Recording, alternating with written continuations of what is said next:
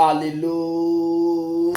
Glory to God. Now, I don't know if you are already getting blessed by this. If you are getting blessed by this, you see, the way you can help yourself and others is to share this video, comment on what you are receiving, and like it. Turn on your notification.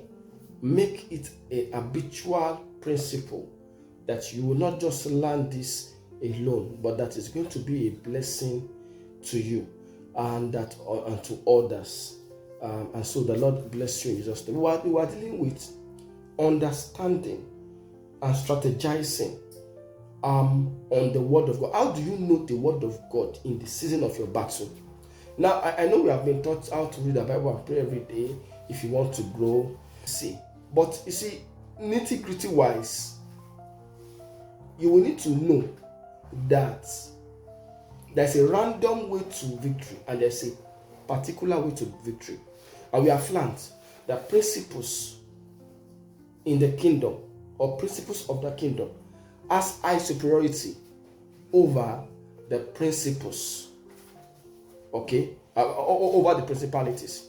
So principalities can have some form of authority, but the authority does not overwhelm the principles of the kingdom. So we are talking about knowing how to fight alongside the king of the battle, the captain of the host, Jesus Christ. We are trying to learn how to fight alongside with him, because you could be willing to fight in the day of battle when the power is displayed and yet lose the battle if you don't know how to fight. And that is the reason why we are coming into this scripture.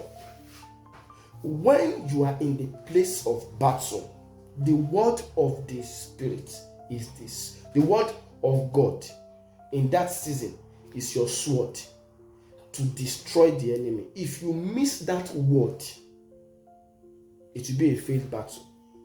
And how do you now find out the word? This is what we are now finding out. He said in verse 27, he that searcheth the hearts. Now, this scripture, he that searcheth the heart, may have caused a lot of controversies. Because when you say, is it God that is talking about here? Is it man that is talking about here? And so on and so forth. But let me say this to you. If you can search, you can find. The Bible says, seek and you shall find. Knock and shall be opened to you. He that seeketh, findeth. He that knocketh shall be opened to him. He that asketh shall be given unto him. There is a realm in prayer when you are asking. You are just asking, Father, I want you to do this for me. There's another realm in prayer when you are seeking. Now, it is the seeking realm that actually is the battle realm. That is the realm in battle. That is the realm where you are trying to scan. So it is the person that searches the hearts that is able to find out what is in the mind of the Spirit.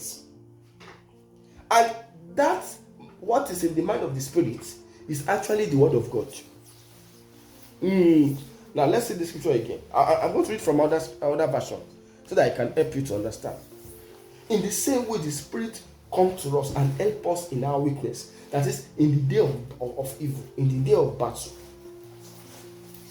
Yes. That is the day that power must be displayed. Now, the day of battle is the day when power display is important and necessary. The day of battle is the day when you are actually meant to fight. The day of battle is the day when you are supposed to show original power. If you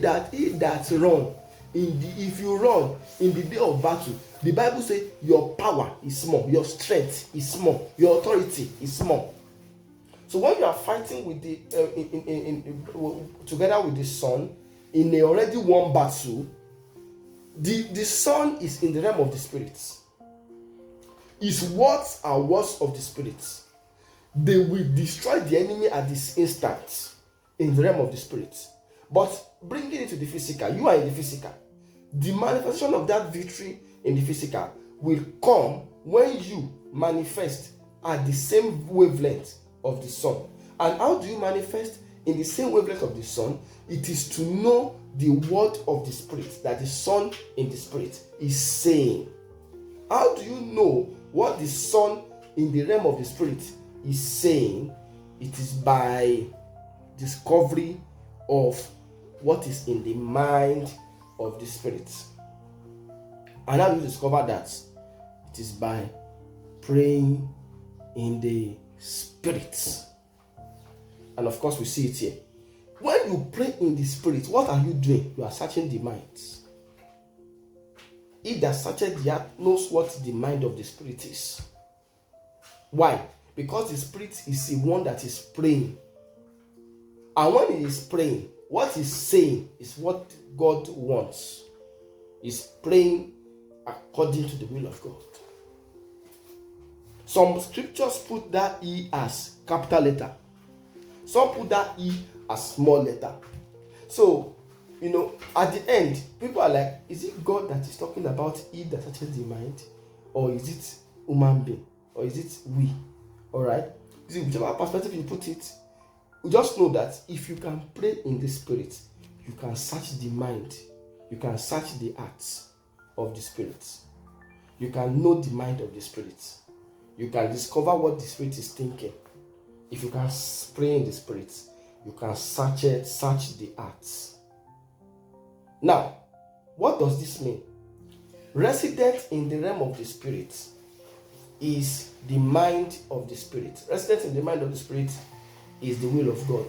So if you pray in the realm of the Spirit, it is a roaming. You are roaming in the realm of the Spirit. And as soon as you are able to get to the place where the will of God is located, there's going to be a very strong reaction. And that allows you to be able to align. So when you now speak that word in the day of battle, the enemy is dead. Hallelujah. So we're going to go back to our Psalm 110. I don't know if this is making sense to you or there is any lesson you are picking from here, but what I want you to understand very quickly is this. In the day of thy power, thy people shall be willing. Now, I observe that the willingness in the day of power is a function of a spiritual environment. See, for you to be able to be willing, there is a spiritual environment that is being stirred up. We'll speak more about this in the next